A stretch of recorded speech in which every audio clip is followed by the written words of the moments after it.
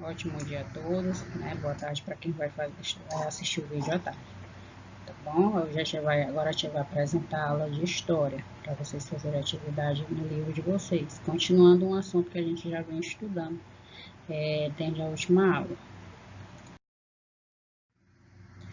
Nós vamos agora falar, a gente está estudando sobre impactos ambientais, e agora nós vamos estudar sobre impactos ambientais na cidade. A gente estudou no campo, agora na cidade. O que a gente viu que é impactos ambientais? São as ações, as consequências do trabalho, das atividades humanas, né?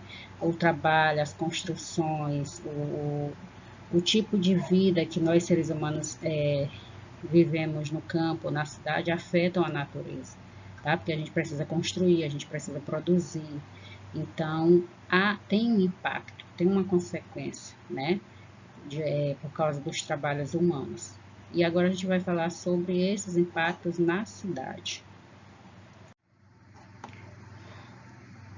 O grande movimento de pessoas, de veículos e as atividades de indústrias, industriais, dos comércios, de serviços nas cidades gera diversos problemas ambientais urbanos. Urbanos aqui na cidade, tá? Toda vez que falar urbano é na cidade.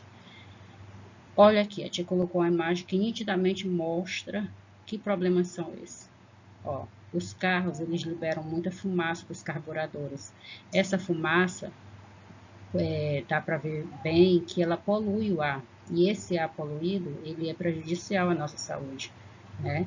Então, esse movimento de carros, de motos, né, de ônibus, eles têm essa queima de combustível que sai na fumaça dos carburadores, que prejudica o nosso ar, nossa poluição a poluição do nosso olfato, né, deixa a gente respirando um ar que é impróprio para nós seres humanos. Isso é um impacto, é uma consequência da vida humana, da vida urbana, da vida na cidade. As pessoas precisam de automóveis para chegar mais rápido em determinado local, mas tem uma consequência, né? Que é esse tipo de poluente, né? Carburadores liberando fumaças, queimas de combustível, aí solta essas fumaças poluentes que poluem o ar, né?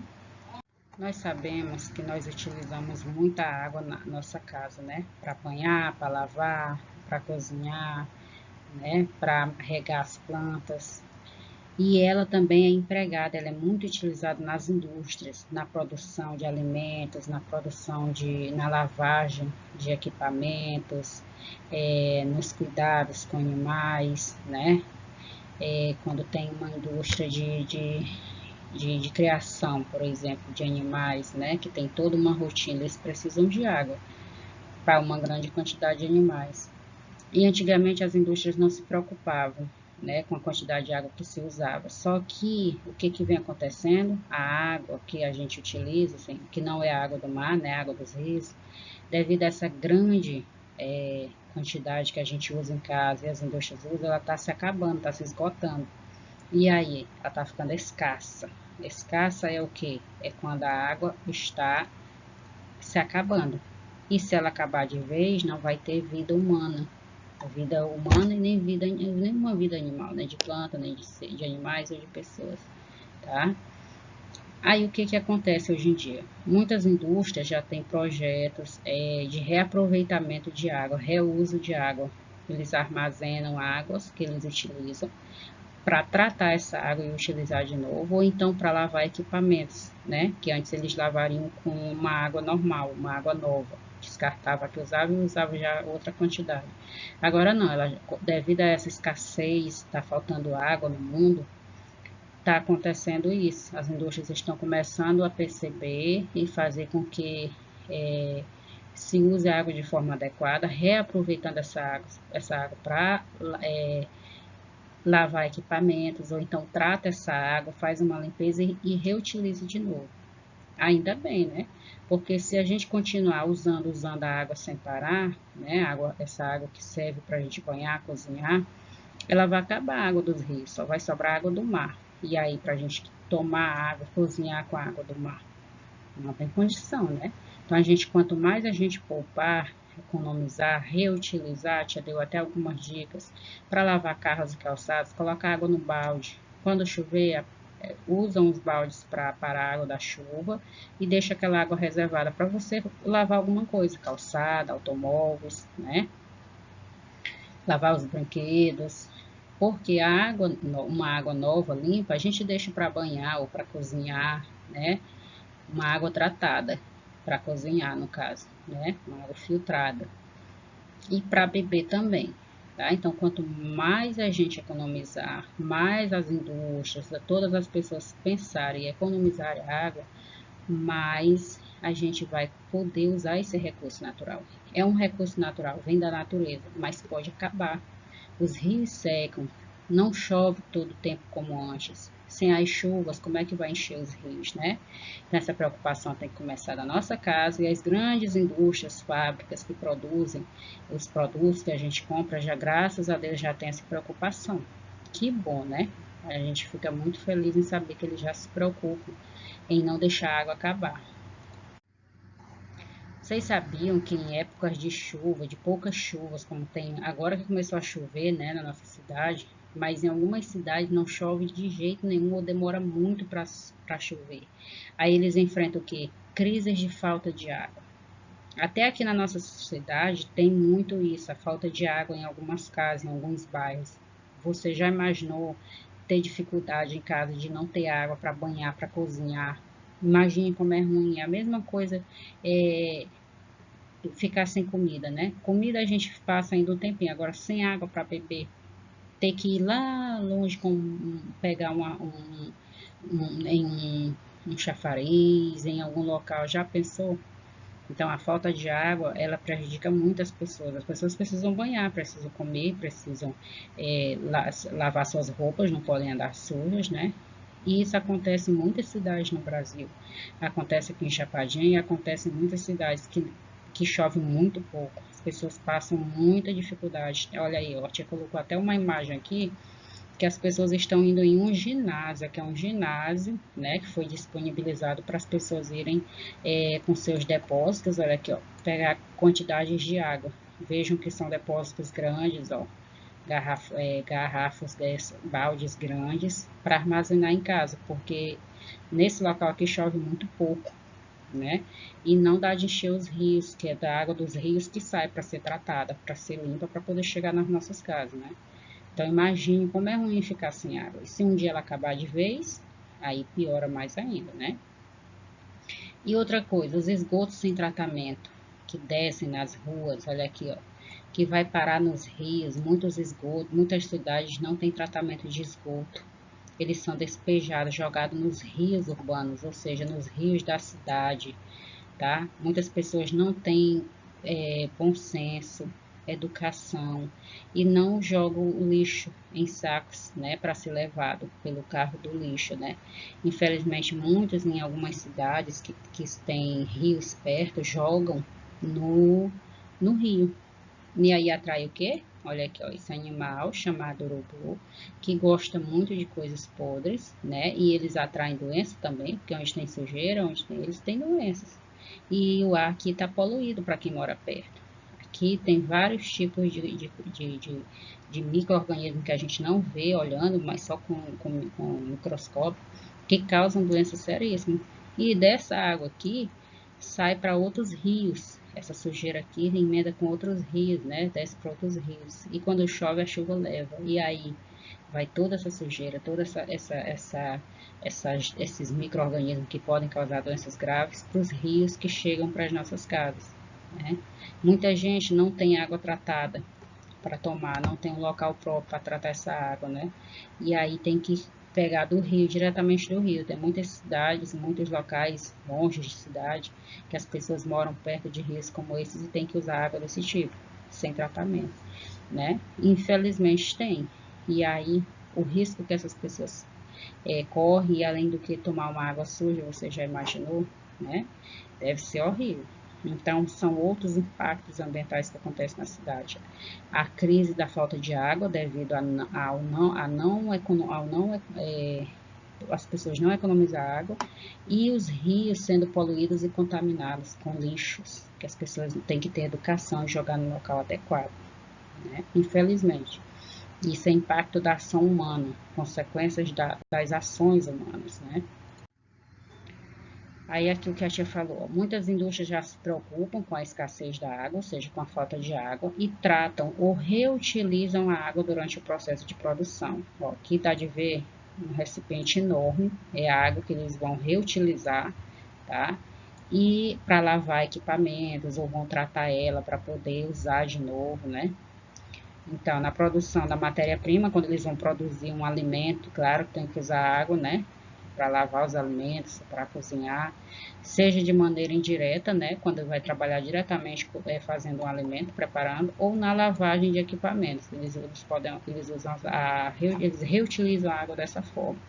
Claro que para cozinhar, para produzir alimentos, né? Os enlatados, por exemplo, eles tratam a água limpa, passa por todo um processo de filtramento, né, para filtrar, tirar as sujeiras e deixar a água adequada para beber. Agora, quando vai reaproveitar para lavar, eles armazenam nesses recipientes grandes para usar para lavar equipamentos grandes nas indústrias. Então, já é uma boa atitude do ser humano repensar, né, aprender a reutilizar esse recurso natural, economizando.